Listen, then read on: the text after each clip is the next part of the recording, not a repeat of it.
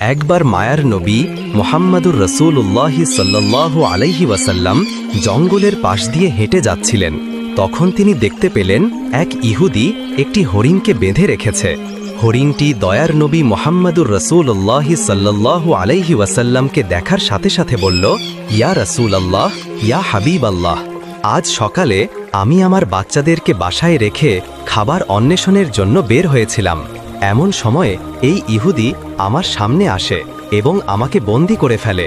সকাল থেকে এই পর্যন্ত সে আমাকে বন্দী করে রেখেছে। ইয়া রাসূলুল্লাহ, আমার দুধের বাচ্চারা রয়েছে, তাদেরকে আমি সকাল থেকে এই পর্যন্ত দুধ খাওয়াতে পারিনি। হয়তোবা তারা আমাকে না পেয়ে অনেক অস্থির হয়ে পড়েছে এবং তাদের গলা দুধ না খাওয়ার কারণে শুকিয়ে গিয়েছে। হে আল্লাহর নবী, আমি শেষবারের মতো তাদের সাথে একবার সাক্ষাৎ করতে চাই। দয়া করে আপনি এর একটা ব্যবস্থা করে দিন। হরিণের এই আর্জি শুনে দয়ার নবী মুহাম্মাদুর রাসূলুল্লাহ সাল্লাল্লাহু আলাইহি ওয়াসাল্লামের অন্তর কেঁদে উঠল।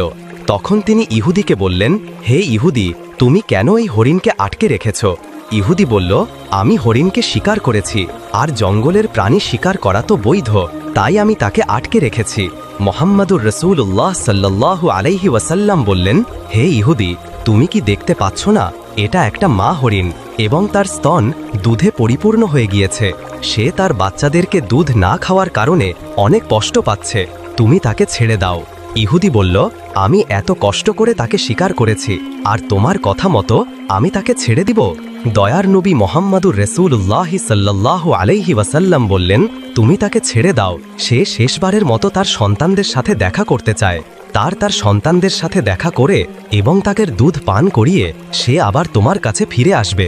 রাসূল সাল্লাল্লাহু আলাইহি ওয়াসাল্লামের এই কথা শুনে ইহুদি বলল, বনের হরিণ কি তোমার বাপের সম্পদ যে তাকে একবার ছেড়ে দিলে সে আবার ফিরে আসবে? শিকার করা প্রাণী আজ পর্যন্ত ফিরে এসেছে, এর কি কোনো নজির আছে? রাসূল সাল্লাল্লাহু আলাইহি ওয়াসাল্লাম যখন দেখলেন ইহুদি কোনোভাবেই হরিণটিকে ছেড়ে দেওয়ার জন্য রাজি হচ্ছে না, তখন তিনি তাকে বললেন, হে ইহুদি, তুমি হরিণটিকে ছেড়ে দাও, তার বিনিময়ে তুমি আমাকে বেঁধে রাখো।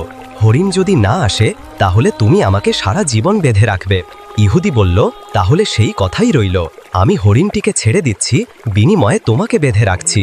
হরিণ যদি ফিরে না আসে তাহলে তোমাকে সারা জীবন মুক্তি দান করব না। অতঃপর ইহুদি হরিণটিকে ছেড়ে দিল এবং দয়ার নবীজি সাল্লাল্লাহু আলাইহি ওয়াসাল্লামকে বেঁধে রাখল। ছাড়া পেয়ে বনের হরিণ তাড়াহুড়া করে বনের মধ্যে হারিয়ে গেল। তখন ইহুদি মনে মনে ভাবতে লাগল, সে আর কোনোদিন ফিরে আসবে না, আর এই লোকটাকে আমি সারা জীবন বেঁধে রাখব। এর চেয়ে বোকা মানুষ এই পৃথিবীতে আর কেউ নেই। একটা বনের হরিণের জন্য নিজের জীবনকে সে বিপদে ফেলল।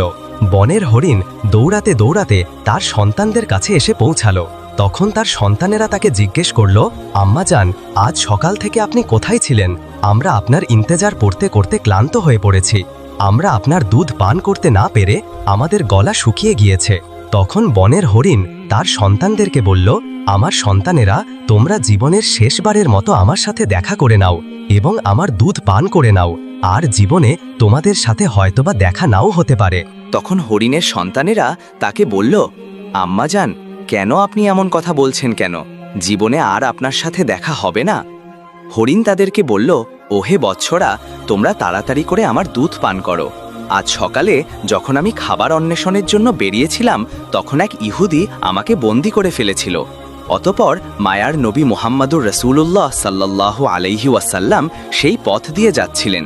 আমি তাকে তোমাদের কথা খুলে বললাম এবং তাকে আরও বললাম, ইয়া রাসূলুল্লাহ, আমার সন্তানেরা দুধ না খেয়ে পিপাসার্থ অবস্থায় আমার পথপানে চাহিয়া রয়েছে, আপনি আমাকে তাদের কাছে যাওয়ার ব্যবস্থা করে দিন। তখন মায়ার নবী সাল্লাল্লাহু আলাইহি ওয়াসাল্লাম তার নিজেকে ইহুদির কাছে জিম্মাদার রেখে আমাকে তোমাদের কাছে শেষবারের মতো দেখা করার জন্য পাঠিয়েছেন। ও আমার সন্তানেরা, নিষ্ঠুর ইহুদি আমার মায়ার নবীকে বেঁধে রেখেছে, তাই তোমরা তাড়াতাড়ি আমার দুধ পান করো। আমাকে আবার জলদি ফিরে যেতে হবে, আমি আমার নবীকে কষ্ট দিতে পারবো না। যখন হরিণের সন্তানেরা শুনল তাদের মায়ার নবীকে বাঁধিয়ে রেখে তাদের সাথে শেষবারের মতো দেখা করার জন্য এবং তাদেরকে দুধ পান করার জন্য এসেছে, তখন হরিণের সন্তানেরা বলল, ও আম্মাজান, আপনি কিভাবে ভাবলেন মায়ার নবী ইহুদির হাতে বন্দী রয়েছে আর মায়ার নবীকে এই অবস্থায় রেখে আমরা আপনার দুধ পান করব? আপনি চলুন, আমরাও আপনার সাথে যাব। দয়ার নবী মোহাম্মদুর রসুল্লাহ সাল্লাল্লাহু আলাইহি ওয়াসাল্লামের কোনো কষ্ট আমরা সহ্য করতে পারব না। অতপর হরিণ ও তার সন্তানেরা মায়ার নবী সাল্লাল্লাহু আলাইহি ওয়াসাল্লামের মায়ায় তার কাছে যাওয়ার জন্য রওনা করল। ওইদিকে হরিণের আসতে কিছুটা দেরি হয়। ইহুদি মোহাম্মদুর রসুল্লাহ সাল্লাল্লাহু আলাইহি ওয়াসাল্লামকে বলল, হে মোহাম্মদ, তোমার মতো বোকা মানুষ আমি আর এই পৃথিবীতে দেখিনি।